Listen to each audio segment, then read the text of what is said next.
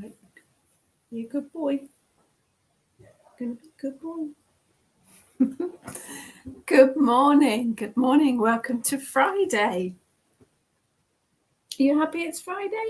Are you happy it's Friday? Gonna say good morning to everyone. No? Good morning, Sue. As always, do pop a hello in the comments so that I can say hello back and know that I'm not sitting here on my own with Eric. Gonna say good morning?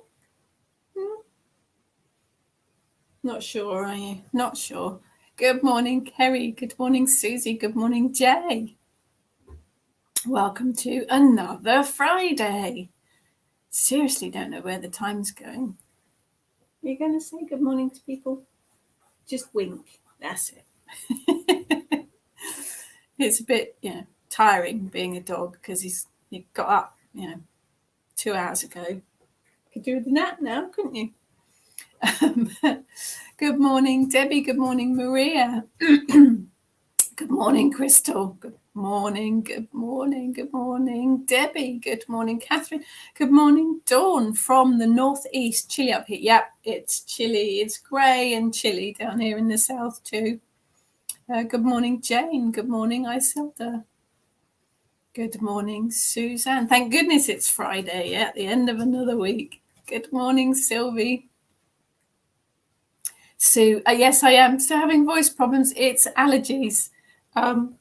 It's nothing sinister. I'm allergic to dust. I'm allergic to incense, and I'm allergic to Eric. So I live on antihistamines, really. But some days it's better than others. But we can't get rid of you, can we? So yeah, it all depends on what I've been doing, really. Bit of a rubbish witch, aren't I? Being allergic to incense smoke and cats. And cats. Yeah, couldn't have a cat. I'm really allergic to cats.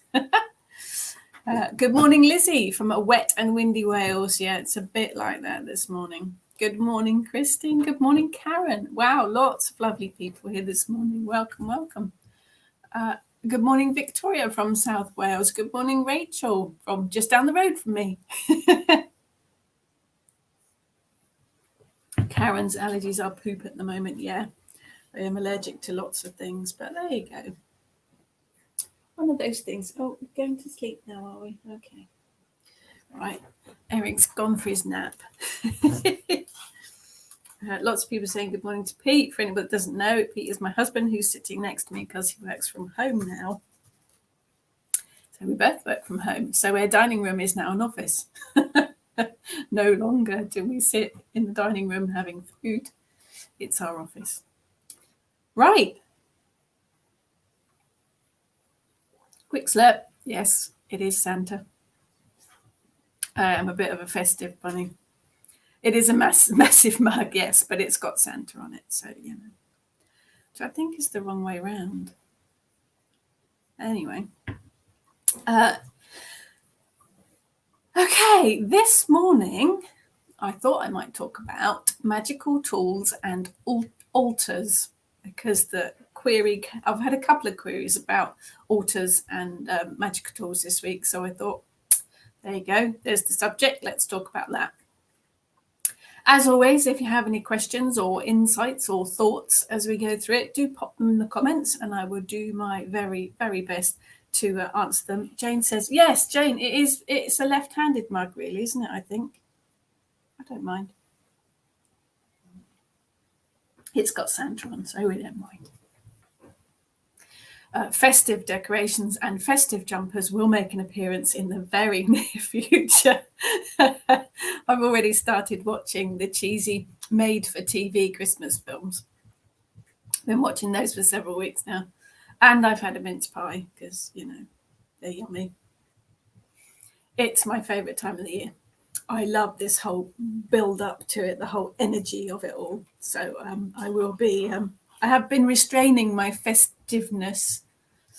I will allow it to unleash very shortly, so be warned. So anyway, let's get on to the subject of today.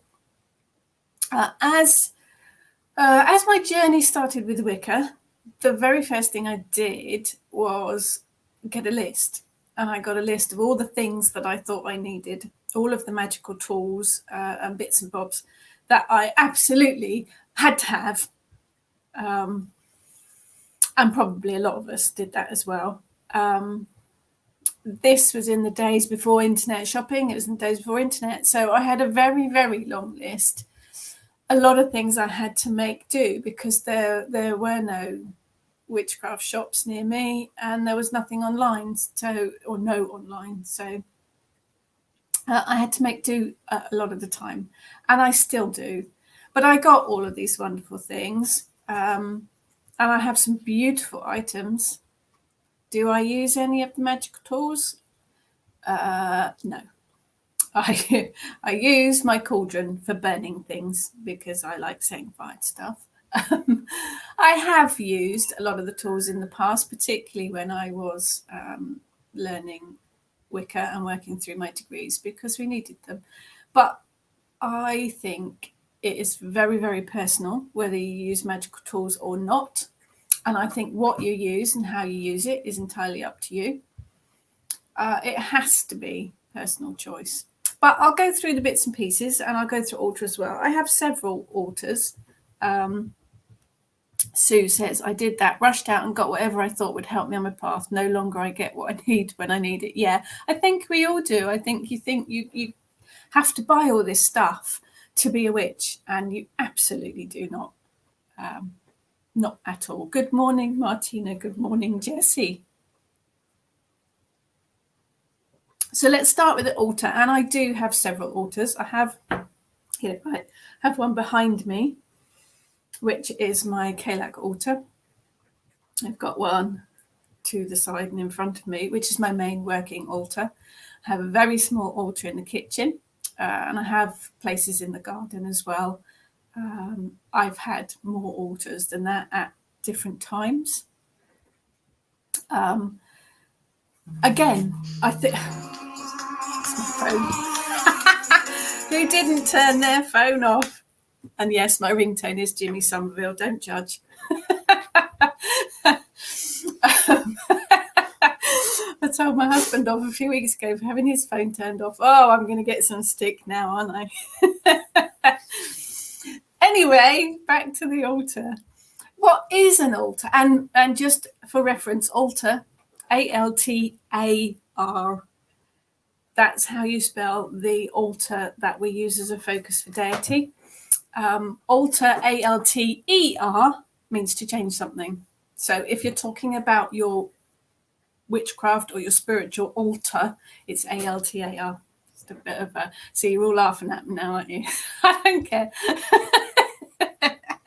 Out of all the lives I've done, that is the first time it's happened. Hey, can't beat a bit of Jimmy Somerville in the morning. Perks you up. So anyway, an altar, a place where you keep your tools and your equipment. It's an area where you can work your spells or leave them there to do their thing. You can put offerings to deity, also a place to keep your special or sacred items. And I find it's also a good place to meditate in front of. The dictionary definition, which I always look up because some of them are hilarious, but this one's not too bad. Dictionary definition is a table or flat-topped block used as the focus for a religious ritual, especially for making sacrifices or offerings to deity. Good old dictionary. Yeah, because, we like to pop a young virgin on top of it and leave him for the local dragon. Why not? Sue says cats love them. Yes, cats do have a special affinity with altars. I think they have a special affinity with magic, actually. I think that's what's draws them to the altar, or the fact that they are complete and utter gits and just like to knock things off of them. Could be a combination of both. Lizzie says you can alter your altar. Yes, you can. Good morning, Jackie. But I think your altar can be, it can be nothing more than a candle on your mantelpiece. It doesn't have to be an enormous thing. dripping in golden candles. Sue suggests there's not many virgins about in this day and age. No, but there are, because the original meaning of the word virgin meant just an unmarried woman, not anything to do with whether they'd had rumpy pumpy or anything. It just literally meant an unmarried. My husband's laughing at me. Virgin actually just meant an unmarried woman. So there's quite a lot of those. Maria suggests a sacrificing the altar for cats. Yes. Jackie has 2 shelves set up out of the cat's reach. Yeah. Yeah, see, now I've explained the meaning of virgin. There's a lot of you going to be claiming to be virgins now, aren't you? But that was the original meaning of the word. And now it's thrown me completely. Traditionally, and I say traditionally because I'm kind of basing it on the Wiccan teachings, your altar's placed in the north. Again, I think you have to go what works for you. The altar behind me happens to be in the north because that's where it fitted. It was just one of those things. But my main working altar is in the south. So, you've got to work with where it fits, which way your house is facing and what space you've got and what area you've got. If you can place it in the north and it feels right, then go for it. If you absolutely can't fit it in the north and have to put it in the west, but it feels right, go for it. Trust what works for you, basically, and what space you have. So, yeah, lots of people owning up to being virgins now. But I think you have to put your altar where it fits and where feels right for you. You will not be struck down by the gods if you put it in a different direction. Honestly, you won't. Some witches have one altar, some have many, some have none. It's entirely up to you. You could have, I have my main deity altar and I have my main working altar. You could have separate altars for each of the elements in your house in the different directions. You can have an altar dedicated to a particular deity. Altars for intent. You can have a prosperity or a healing altar or a self-love altar, which are always very good to have. Make it work for you, basically. If you're limited for space, go for a windowsill or a shelf, top of a bookcase. If you're still in the broom closet, then you could have a tray and put that inside a cupboard. So you just take the tray out when you need it and when no one's around, and then hide it away in the cupboard when you don't need it. If you've got an outside space, then just a large flat stone outside works really well too. Or you can even just use a window box. It's entirely up to you, and I think it has to work for you. I think an altar is a very, very personal thing. If you follow a specific tradition, some of them do have specific places to put items on your altar. Traditionally, the goddess items go on the left and the god items go on the right. And I always say, boobies on the left, winkies on the right. But again, it's up to you. It has to feel right for you. Lizzie's claiming to be a virgin and a crone. Oh, own it, Lizzie. Just absolutely own it. Maria suggests you could pull a tray out from under the bed or in a box. Yeah, trays work very well if you need to hide things away, because you just have it all on there and just push it away when you don't need it or don't want anyone to see it. The altar is generally thought of as a reflection of the ritual circle. So if you have representations of the elements, they should be placed in the right compass direction. There are items that have masculine and feminine energies to them. Good morning, Lani. So a cauldron is feminine, a chalice is feminine. Think of the shape of them. Your athame is masculine as well. Think of the shape of it. So there are certain suggestions that all the feminine stuff goes on one side, all the masculine goes on the other. But again, I am a firm believer of doing what feels right for you. Don't have to follow rules blindly. If it feels uncomfortable, if it doesn't feel right, then go with what feels right for you. I also think an altar is fluid. I think it can change weekly, monthly, sometimes daily, depending on what you find or what Mother Nature gifts you with. Don't stick to the rules. It's your altar. Work with it and see and create what feels right for you. If it doesn't feel right, then change it. It has to work for you, really, and the space that you have. But there are lots of items that go on the altars or that you work magic with. Altar cloth is the first one because it's alphabetical, used to cover the altar. Sometimes I have them, sometimes I don't. You can keep the same one. There are some brilliant ones available with pentagrams and Celtic symbols and all sorts of embroidery things and patterns things.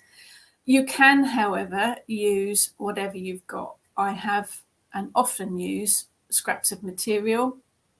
If you go into a fabric shop or look on eBay, you can order fat quarters. They are the perfect size for an altar cloth. I think they're about 54 centimetres or something square. 54 centimetres, inches, sorry, 50 inches square, something like that. Fat quarter, brilliant size. And you can get all different colours. Headscarves work really well. Does anybody wear headscarves these days? Or normal scarves, the fabricy ones.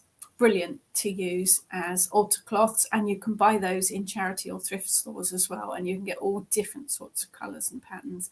I often use those and scraps of material. Again, as to work with you, you can change them for the seasons, you can change them for intents, whatever you want to do. Yeah, Maria says charity shop, brilliant for pieces of fabric and for scarves. Lani makes her own using bits of fabric. Yep, easy to do with altar cloths, very easy. The next one is the athame, which is your dagger, basically. It is a ceremonial knife, traditionally with a black handle and a double-edged knife, although it isn't usually sharp. It's usually just ceremonial, so the blade is very rarely actually sharp. You can get them in all sorts of sizes, all sorts of patterns, used for casting circles, invoking and banishing. There are some beautiful ones on the market, but you could also use a plain knife, a kitchen witch. You can use a vegetable knife or a steak knife or a carving knife. Be careful though, because the blade will obviously be sharp. It's not used to cut anything, only spiritually, metaphorically. If you don't want to purchase an athame, you can use your pointy finger, but go with what works for you, really. It is a representation of the god, and it is a very masculine energy, and it can be aligned with fire or air. Lizzie, personally like the old idea of using items dotted about the home, bringing them together to use when you needed. Brilliant. If you don't want to have a central altar, yes, just have your magical stuff round about the house. Bring it together when you want to work a ritual or a spell or whenever you need it. Jane's aim is to make a cloth with velvet crazy patchwork one day. Oh, we'd love to see your photos when you've done it, Jane. There's a challenge for you. Sarah, hi Sarah, suggests a letter opener. Yep, brilliant alternative for an athame. Absolutely brilliant. They do some really decorative ones of those too, don't they? Good morning, Teresa.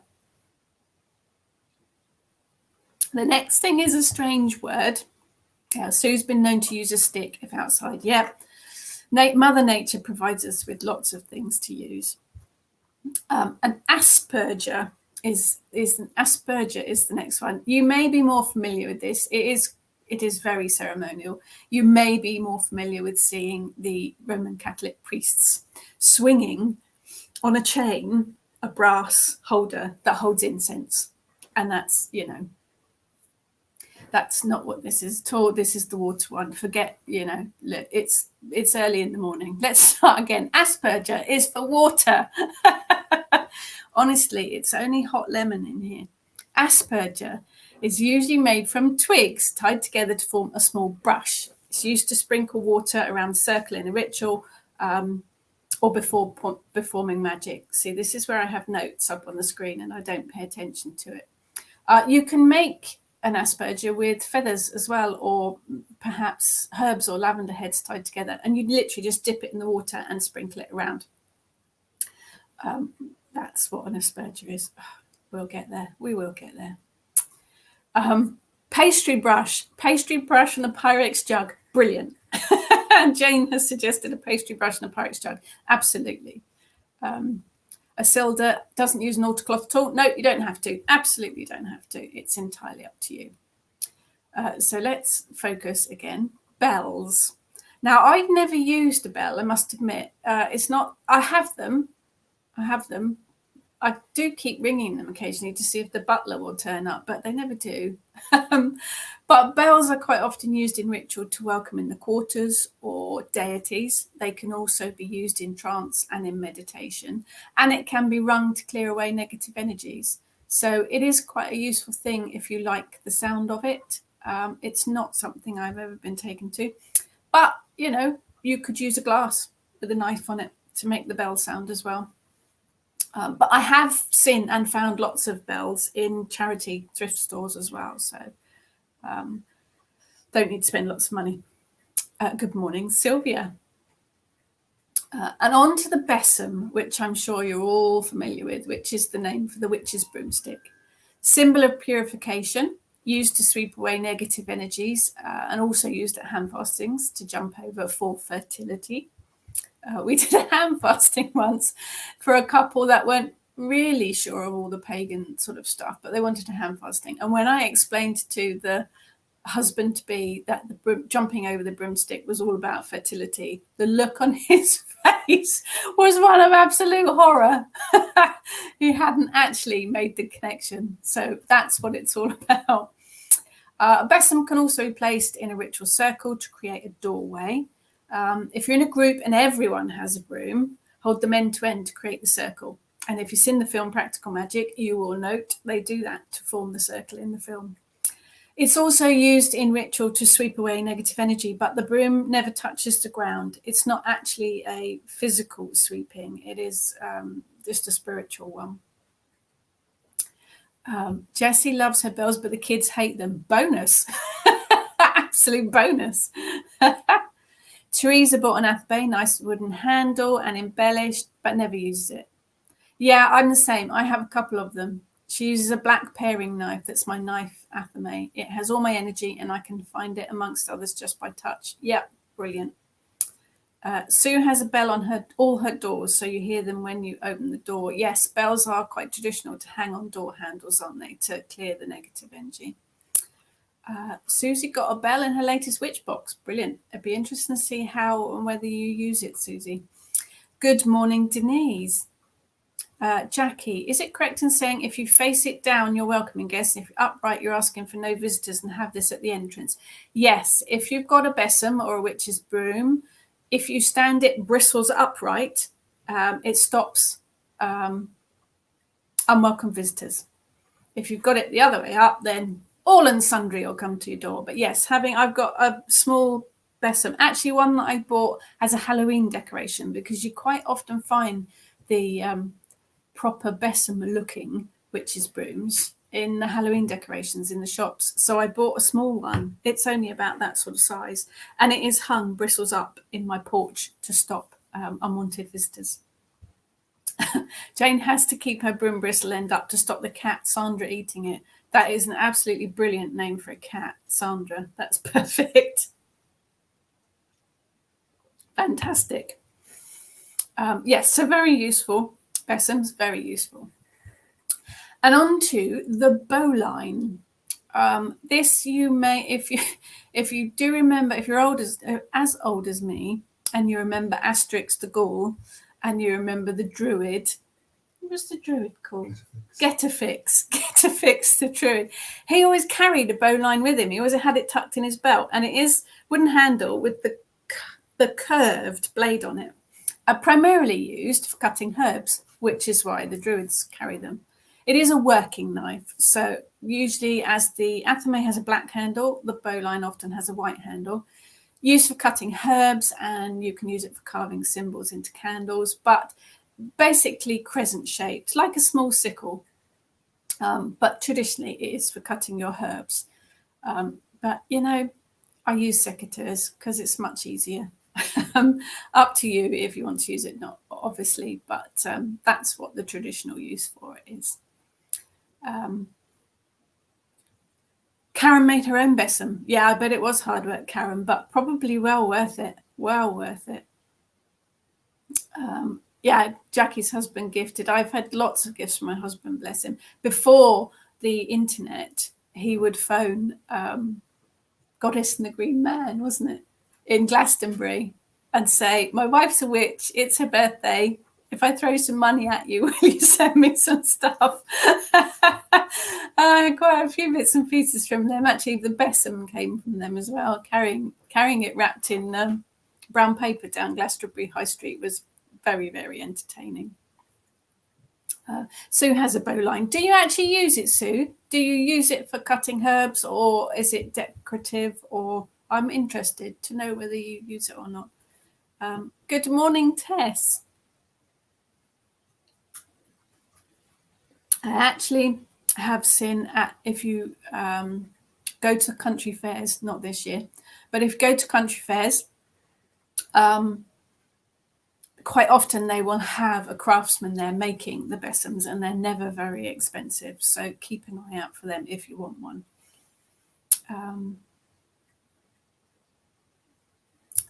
And on to my favourite, the Cauldron. Got to be perhaps the most recognised witchcraft symbol, I would think. It's a pot for burning spells, herbs, other items, sometimes filled with water for scrying. Whether you use it for a cauldron, it can be a cast iron, three-legged cauldron, the traditional one. But an old casserole dish works just as well, an old Dutch oven or a copper pot or even a metal bucket. All it needs to be is fireproof. So keep an eye out in the charity and the thrift stores for something if you don't want to buy a cast iron cauldron, because they can be quite expensive. As long as it's fireproof, you can use whatever you want. You can use it to burn offerings, to burn spells, to brew potions, to burn incense. It is very, very feminine. It has got that feminine shape. So it represents femininity or feminine energy, and also spirit as well, but very, very useful, particularly if you like burning things. Sylvia, never heard the word bowline. Yep, it is more druidic, I think. Perhaps it's something that the druids tend to use. Sue, use it sometimes as you like. Very decorative. Tend to use the druid knife given to me when I was initiated. Yeah, I think the bowline does look very decorative. I'm not sure how practical it is, really. Suzanne bought some small medieval style scissors for herbs. Pouch hangs from my belt. Perfect. Perfect. Maria, yes, it looks like a sickle. The bowline looks like a sickle. Lizzie, can you use anything else as a besom apart from the traditional one? Absolutely. No reason why you can't just use a broom. Just use a normal, household broom. I mean, at a push, you could use a vacuum cleaner. I think all it is the idea is that it sweeps, it cleans, it clears, it sweeps negative energy away. So you don't have to use a fancy, traditional broom. You could use just the normal household brooms that you buy in the Poundland or whatever. Absolutely use whatever you've got, basically. Jane, does anyone know where I can find a flat-bottomed cast iron cauldron without the legs? I've got a ceramic hob. I never use my witchcraft cauldron on the cooker, I must admit. But if you have a ceramic hob, Jane, have a look at cookware. I actually have it's a cast iron casserole dish with ceramic on the outside. Like I'm going to say Le Creuset, but they're really, really expensive. Mine's a cheap version of that. That would work just as well. Maria says a Dyson. Yeah, absolutely. I don't see why you can't use a vacuum cleaner in place of a besom.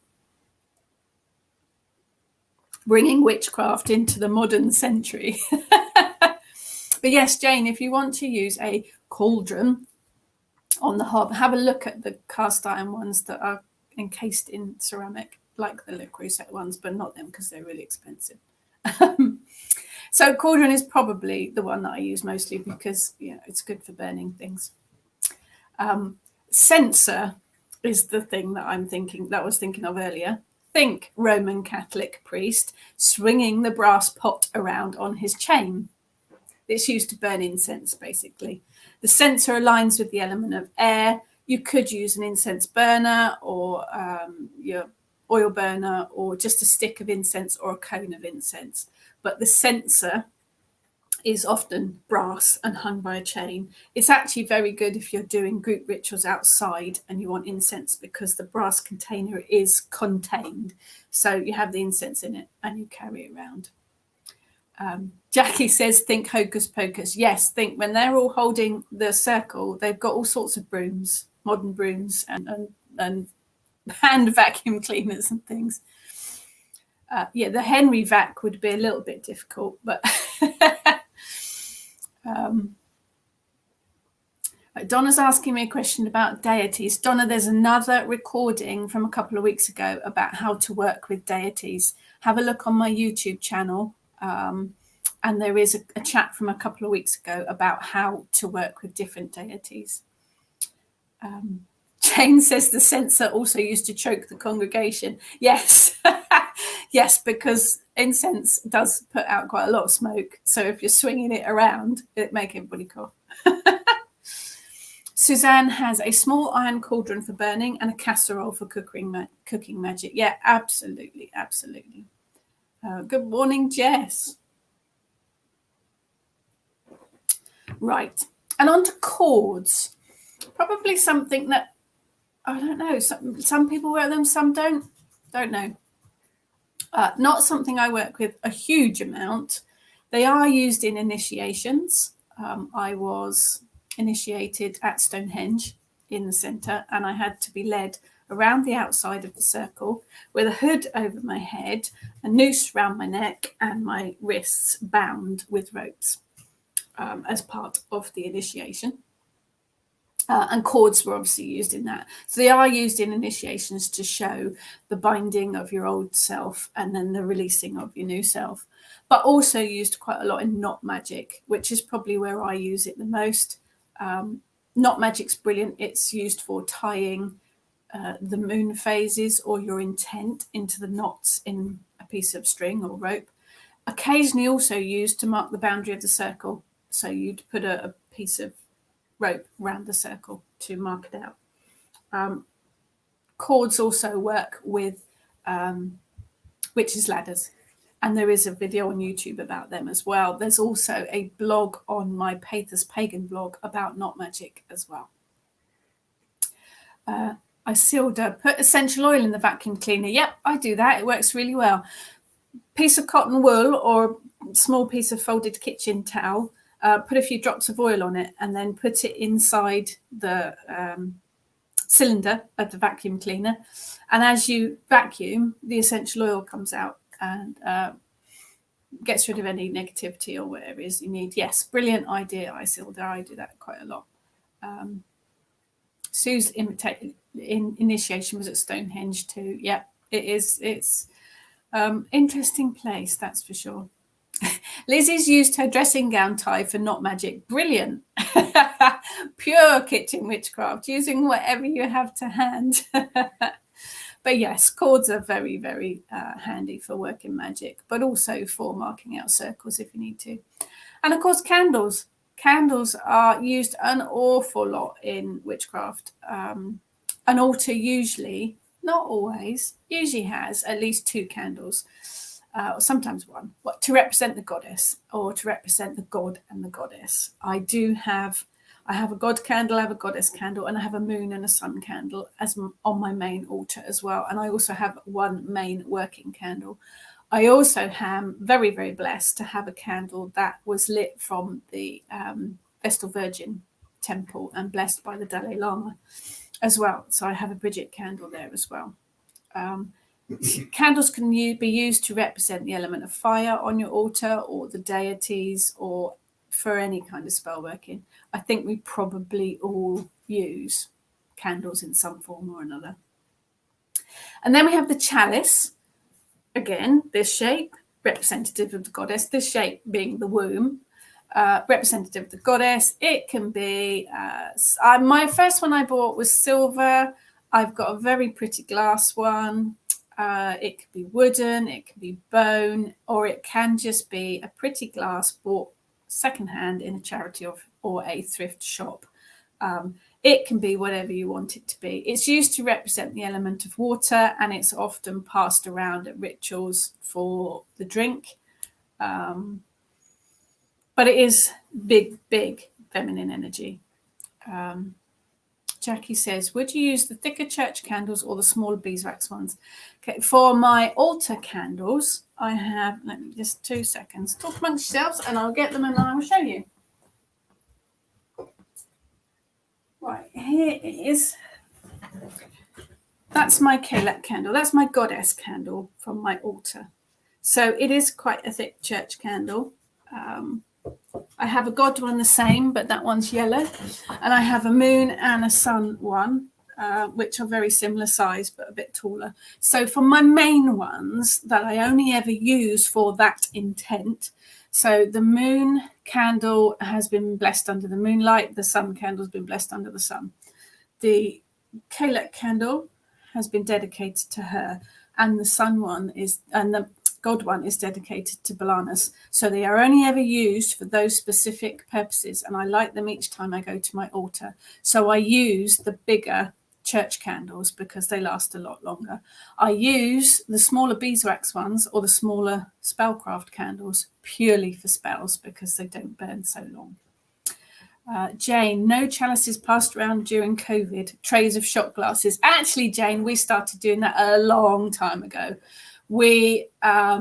We realised that passing a chalice round from person to person in circle was probably a little bit unhygienic. So at our open rituals, we have been having individual shot glasses for a couple of years now.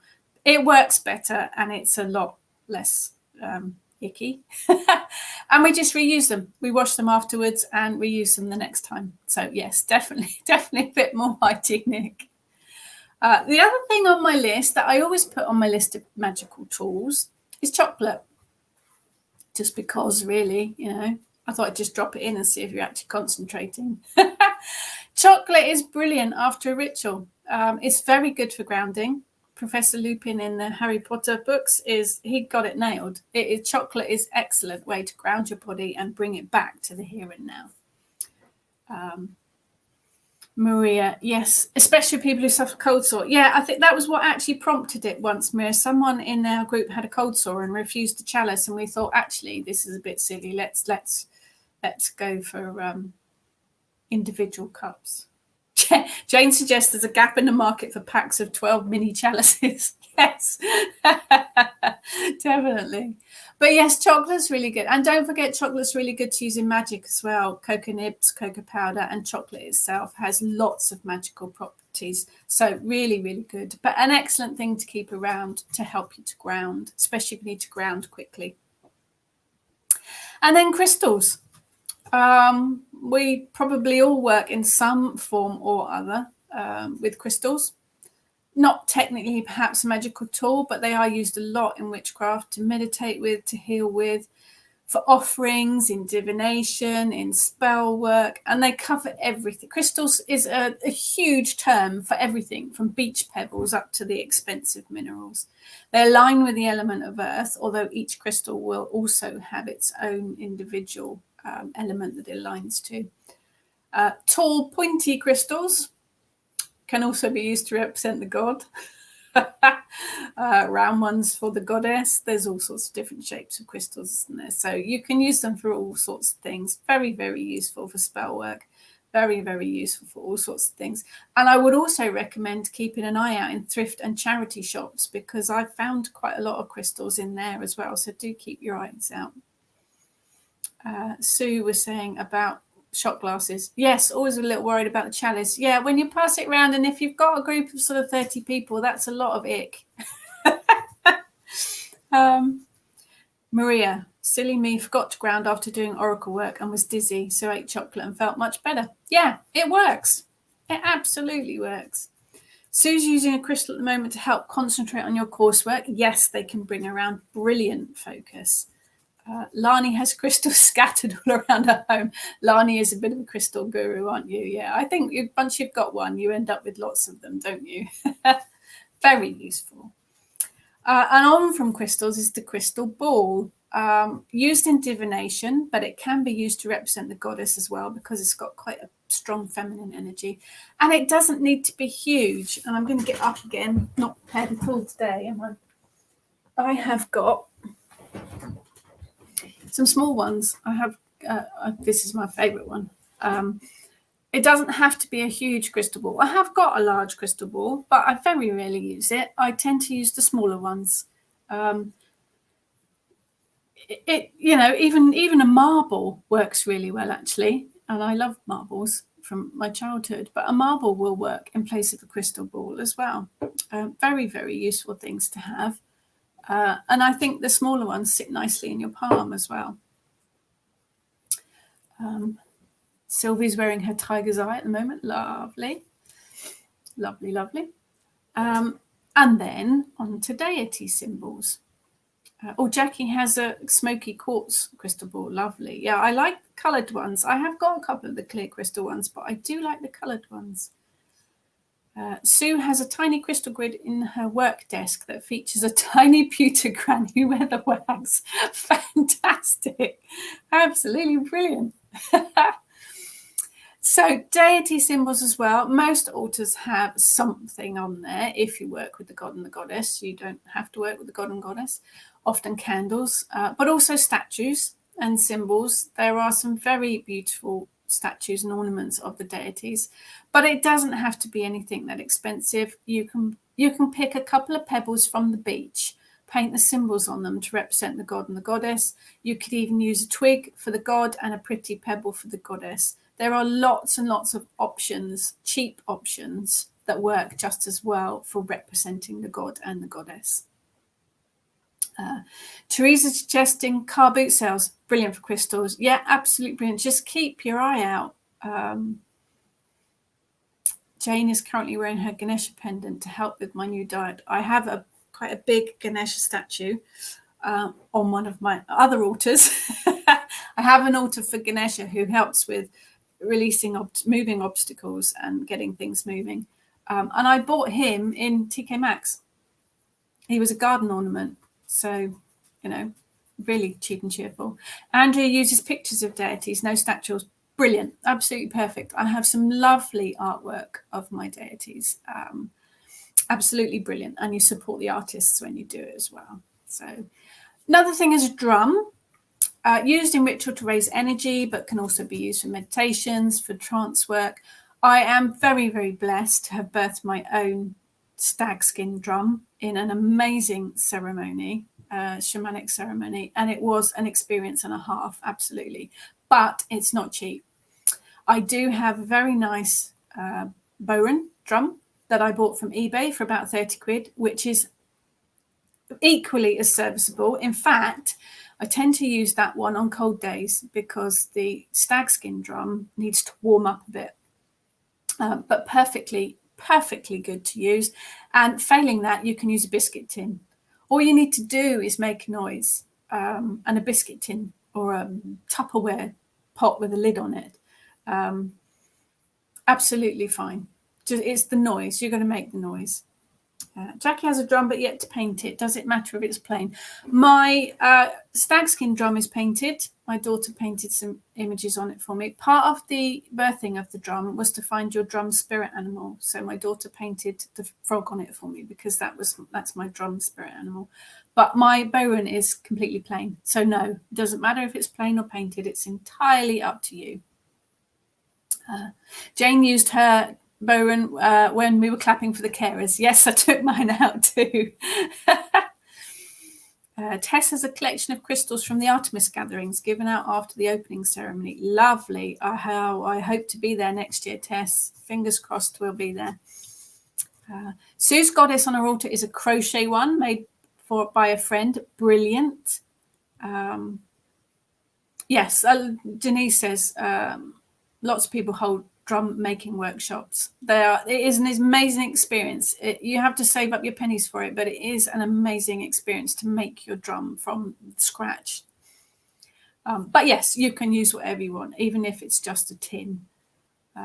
Lizzie made a drum with a friend. Skin came from Scotland. Mine did too. Came from the Stag clan up there. And the frame was given to me. It needs warming to sound. Yeah, but it is lovely. It does need to be warm. Andrew has a plain drum. Still waiting for inspiration if I should paint it or not. So far, nothing has come up in that matter. I would recommend doing a meditation with your drum to see if you have a spirit drum animal guide. That might give you some inspiration for it. And on from the drum is incense. We probably all use incense in some form or another, whether it is loose, burnt on charcoal, or sticks, or cones, or even essential oils in a burner, or scented candles.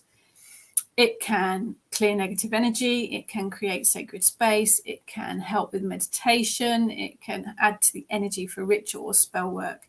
Incense aligns with the element of air as well. And if you can't use incense because of the smoke, have a look on my Pater's Pagan blog, because I do give a blog post on there with other suggestions.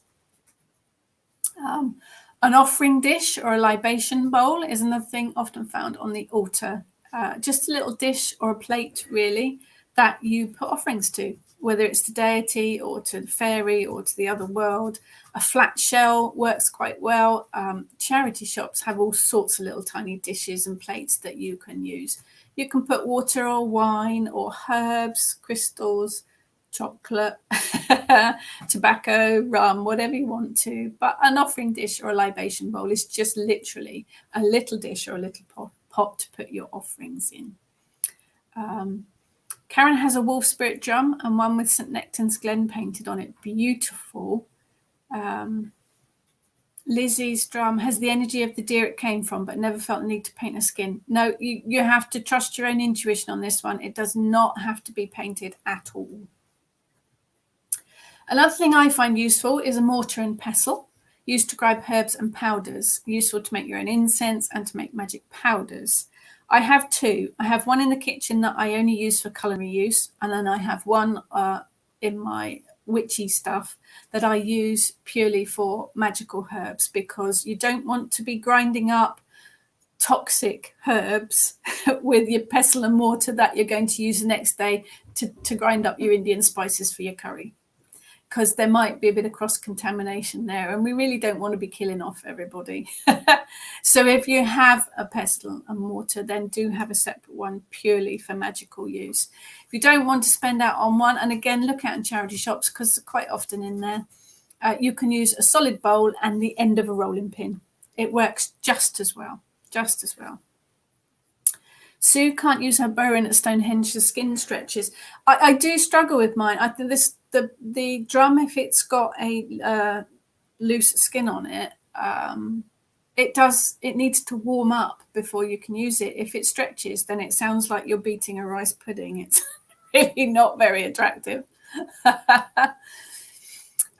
Parchment's another interesting one. I've been asked about this before, what I write my spells on. Do I buy expensive parchment or special magical parchment paper? And the answer is no. I use whatever I've got to hand.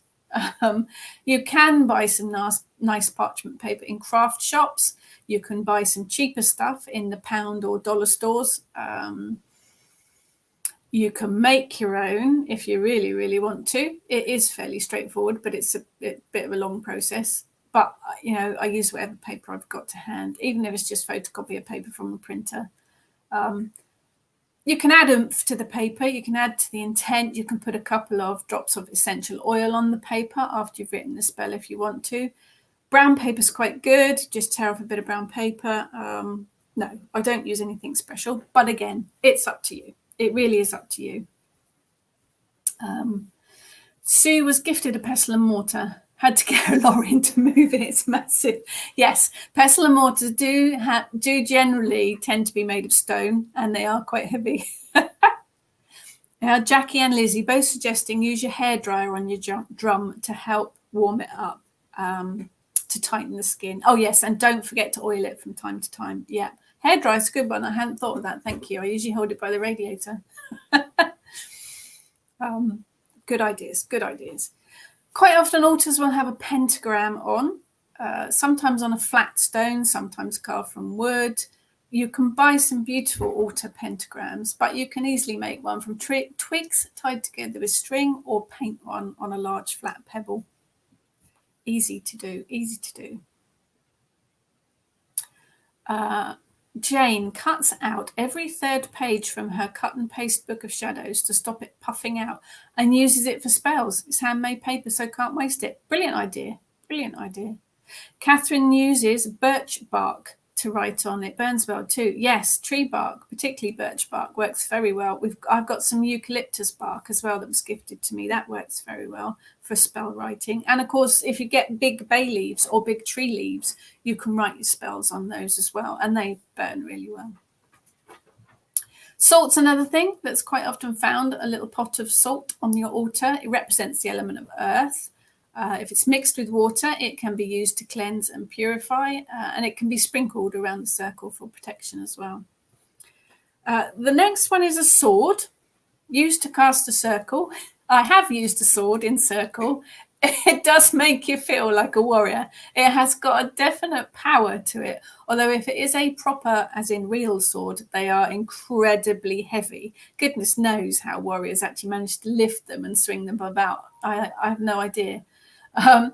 Quite often used in group rituals. It is a bit big and unwieldy for a solitary to use, but quite fun to do. Hi, Debbie. Lizzie says you can sew leaves together to make a bigger space for writing on. Very crafty. Next thing is a staff, and I am very lucky to have been gifted a couple of staffs. Beautiful, beautiful ones. Used to direct energy. Sometimes used to cast circles. I think perhaps more often used by druids than witches, perhaps. If the staff is forked at the top, it is referred to as a stang, and it can be used as a representation of the god. I have taken my staff into ritual on many occasions. I have to be honest, I end up just leaning it up against something, because otherwise you've got to hold it the whole way through. It's a personal choice, but they do have a very magical energy to them.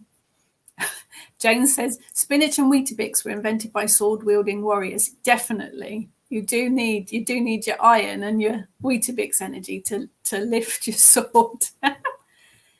Sue puts her water and salt into a spray bottle. Good idea. Very good idea. You can add water, distilled water, just boil it and then cool it and put it in a spray bottle, and you can add salt or any kind of essential oil to it, and that's very good for using as a room spray to clear the negative energy. Onto wands. Now, I am very, very lucky to have been gifted several wands. I have some beautiful wands. I've never used any of them. No, that's perhaps a bit of a fib. I do occasionally use, I've got a very small one that's made from a piece of a yew tree root. And there is something very, very earthy and underworldy about it. And I have used that a couple of times.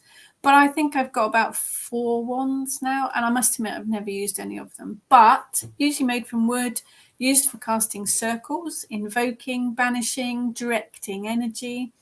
Can be aligned with the element of fire or with the element of air. You can buy lovely ones from stores and online, but they are very easy to make as well. Start with the twig from a tree. I prefer to pick up ones that the wind has blown down, but if you do need to take it off the tree, do make sure to ask permission first. They can be sanded down, they can be left natural, varnished, decorated with symbols, ribbons, crystals, feathers, limitless really. It's entirely up to you whether you want to use one or not. Sue has a gorgeous ash stang from eBay with antler topper. Fabulous. Mine has a horse on the top, and I have one that's made from solid oak as well. Lizzie's has a 3-way top. Actually, I think you can see that side. There, my staffs are leaning up there. There. Sue uses it as a walking stick. Yes. If you are trekking to your ritual, they are very handy. Sue, staff usually ends up on the floor as it tends to get caught up in my cape. Yeah, they are very nice and very beautiful and very powerful, but yeah, not the most practical things, I don't think. Jackie, my hubby and I are in the middle of creating our own staff and wands. Magical. That's actually something that I haven't mentioned. There are some beautiful crafters out there, some really, really clever people out there. And if you aren't craft minded, then I would recommend that you look at Etsy or on the Facebook pages and buy your tools from independent crafters. They will be so much more beautiful. But if you can make it yourself, it will also have your own energy to it. And any of these tools, any of them, can be replaced by a wand can be a wooden spoon or a stick. Your athame could be a vegetable knife. Your cauldron could be an old casserole dish. You can get very, very creative if funds are tight and use things that you've got about your house or that Mother Nature gifts you. It's just a case of thinking outside the box. They don't have to be expensive and fancy. Absolutely not. Denise is a prolific knitter and uses knitting needles as a representation of a wand. Brilliant, brilliant idea. Jackie, what would the best wood be to create your own? My husband is a gardener, so the perfect project. Do you know, each wood has its own magical properties. So it is up to you which you've got and which you want to have a look at. Have a look and see what you've got in your garden and what jumps out at you, but then look up the properties of the wood. I have an apple wand that I haven't mentioned that, but I turned it into, it's a bell. It's an apple wand and I put bells on it, which is another tool that's used more often with druids and in the Avalon tradition. You have silver bells on it and it's usually made of apple wood, and that's used for connecting with the other world and clearing negative energies, but mainly connecting with the other world. But that's traditionally apple wood. But wands in general are made from all different sorts of wood. Pick one that resonates with you, really. They all have their own individual energies. Dawn has a willow wand from a tree in her old family home. Brilliant. Cast circles with it and carved runes on it. Yes, I think that's it. You can personalize them, can't you? You can add things to yourself. Sue set the glass crystal from a decanter into the top of the staff. Although handmade glass, when the sun shines, it looks wonderful. Beautiful. I did make a wand myself from a piece of ivy and I put a crystal on the top of it. Jane got her besom from Etsy. Cost a bit, but it's gorgeous. Yes, I would. If you're looking for any handcrafted items, Etsy is a very good place to start. Teresa has a small ash twig found that has natural ridges in it. Found it while picnicking with my family. 1 minute it wasn't there, next it was. Debarked it and have left it natural. Not standard size, but it fits my hand perfectly. That's a good thing, actually. My first wand I bought is standard size, which apparently, just trying to put my crystal ball there so it doesn't roll away. It should be the length from your elbow to your finger. Now, I found that incredibly long. It was far too long and unwieldy, and it didn't kind of work for me. So I think a smaller wand is much easier to work with. Susie is making a staff from pine wood. Fabulous. Jane, do the bells worn by Morris dancers have any connection with witchy practices? I don't know, Jane, but they may well do, because Morris dancers go way back, don't they? I would imagine it has a lot to do with clearing negative energies, but I don't know. That would be something interesting to investigate. Definitely. Jackie, for staff, yes, you're making your own staff, same advice. Find a piece of wood that speaks to you, and each one will have its own magical properties. I have a very thick, heavy oak staff, but my smaller one, I think, is ash. So yes, same with the staff, same with the wand. Go for a piece of wood that speaks to you, but they will all have their own individual magical energies. Once you've got all your tools, or any of your tools, if you get new ones, I do recommend cleansing and consecrating them. You want to clear them from any negative energy that might be residing, particularly if you bought them in a charity or thrift shop. You want to clear the negative energy from the previous owners, or even from just the store they came from. Consecrate them, it's ready for magical work. So it's imbuing them with your own energies and your own intent. It can be something really simple. You can wash them if they're washable, cleanse with incense, cleanse with your breath.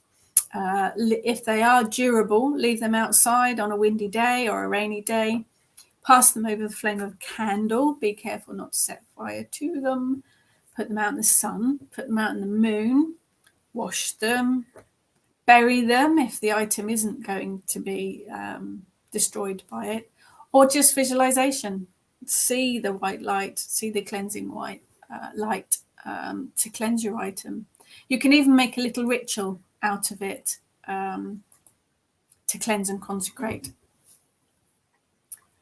Sarah's suggesting any wands that size because you can hide them up your sleeve. Our wands that size because you can hide them up your sleeve. Right, probably not this sleeve, but yeah, the big drapey sleeve. I don't know why, actually. That I remember that from when I very first started, that the recommendation that was the length of the wand, but it was too long for me. Far too long for me. Teresa's suggesting you can Reiki. Yes, if you're a Reiki practitioner, you could Reiki your tools as well. Good morning, Melanie. I have got a few pictures of altars. I know I'm right on the hour, but let me see if I can share my screen without getting it completely wrong. Hopefully you can see that. This is my kitchen altar. It is literally a green man shelf, and that is quite small. That's a tiny old medicine bottle, found it when we dug our garden, with a rose on top of it. That's my kitchen altar, and that's all I put on it. It just usually has a single flower in it. So your altar doesn't have to be anything fancy. That's another small one. I have glasses for Maiden Mother Crone. That's the 3 glasses in there. I've got some offerings on top, little bits of crystals and bits and pieces. Again, not very big, just a shelf hung on the wall. This is an old one, going back a few years. I was gifted a very large altar table. It was quite low to the ground as well. That was a spring one, by the looks of it, with all the daffodils. Lots of crystals. Oh yeah, we got little chicks and eggs, lots of candles, and a cloth on it as well. There's a poppet there. So all sorts of junk on that one. Fresh flowers. Most of my altars tend to have fresh flowers on them. Same altar, different. I think this is probably the following year. So I've used fabric quite a lot on that one, but lots of different bits and bobs on there, flowers and candles, various different things. Different altar in a different room, different time. Just pictures stuck on the wall there with blue tack. I got my dragon on there as well. There's a cauldron. Lots more candles as well, incense, and the incense thing where I set fire to it, you can see as well. My altar cloth there was hung at the back. There's a granny weatherwax right at the back there too, if anybody eagle-eyed spotted it. Same altar, different decoration. That one is a picture of the Kalak there. Quite a few pictures of the Kalak, actually. Nothing too fancy. An offering dish, some fresh flowers, incense, standard stuff. Bit of a blurry photo. There's my frog drum spirit animal representation on there as well. There's my tarot cards on there. Just really different bits and pieces that I felt. That's a close-up of that little wooden stand there, which is quite nice because that was good for offerings and for incense as well. Representation of my wild boar spirit animal guide too. Pebbles from Tintagel. There's a stone from Stonehenge there as well. I didn't steal it, I was gifted it. Different altar again. That green bag is all of my healing crystals. I am a certified crystal therapist, so I keep all my healing crystals in a special bag separate from all the others. There's 3 of my little crystal balls on that one as well. That rainbow dish in the front is my offering or libation dish. I've got Sinunos on there as well, and a black mirror at the back there as well. Same altar, different kind of things. There's a Kalak on there represented. There's Minerva on there as well, Minerva necklace. Just lots of different little bits and pieces, different setups. That was a specific Kalak altar. Beautiful hanging from Wendy Andrews at the back there. And different pieces of, they are literally just, you know, pieces of fabric that I bought as offcuts from the fabric shop. Different altar again. I suspect that one was February. I think it was all about self-love, that one, with the colours and the hearts. And these are a few years old, these photos. All about self-love, that one. Same altar. I seem to have quite a lot of spring altars here, don't I? My magpie's on there as well. Magpie wing for my spirit animal. Just lots of bits and pieces that I felt needed to be on there. And a very, very simple fireplace altar, just with some candles in it. That's the fireplace in our living room. It doesn't have to be any more complicated than just candles in a fireplace. There's more Kalak pictures there as well. In fact, you can see one of my staffs on the left-hand side there with the horse head. That's one of my staffs there. But candles feature quite prominently in most of my altars. And a Samhain one from this year, just a little one, keeping it simple. But no, that was last year, actually. I lie, that was last year. Pumpkins, obviously. Very, very simple. That was this year's. That was the autumn equinox one. Bit of fancy photography going on there.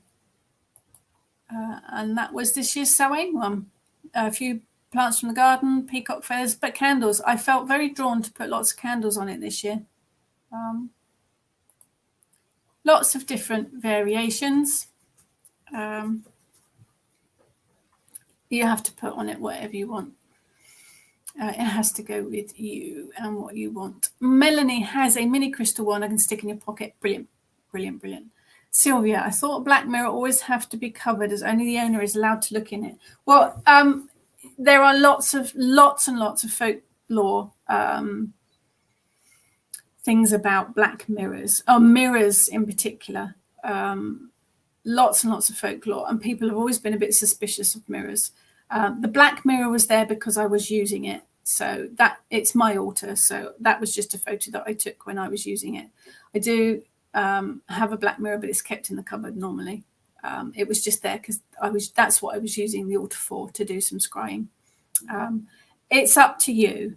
It is very much up to you, and you have to trust the mirror and your own intuition. I have a very large black mirror that's out in the garden as well. So yeah, trust your intuition on that one, Sylvia, but there's lots and lots of superstitions about mirror magic. Tess, the black tree. I didn't make, no, I was given, that was a gift from one of the department stores, I think. It was a Halloween decoration, but I liked it. I think it's about working with what you've got, and it's about creating your altar for you. So hopefully that's given you a bit of inspiration. Hopefully that's given you some ideas as well. Basically, it's your altar. They are your magical tools. Use what you like to use and create your altar how you want to. It has to be your choice. It has to work for you. It's a very, very personal thing. Sylvia keeps hers behind closed doors. Yeah, you have to trust with your own intuition on that. They are quite powerful tools to work with. As I say, I was working with it, so that's why it was on the altar. Yeah, make it work for you. Absolutely make it work for you. And if it doesn't feel right, move it. If it doesn't feel right, take it off completely. You know, it's trust your intuition on this one. And try all the magical tools. Try with homemade ones. Try with things that Mother Nature gifts you.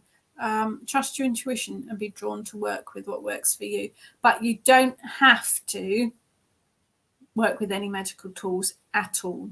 You are the magic. The magic's in here. Magical tools are really good for directing. They're really good for focusing. But it's all in here. So you can work with no magical tools whatsoever. Sue has suggested a post to share altar photos. I'll pop one in the main Kitchen Witch group. So I will start a thread there and everybody can share their photos of the altars, because I think it's really useful to gain inspiration from.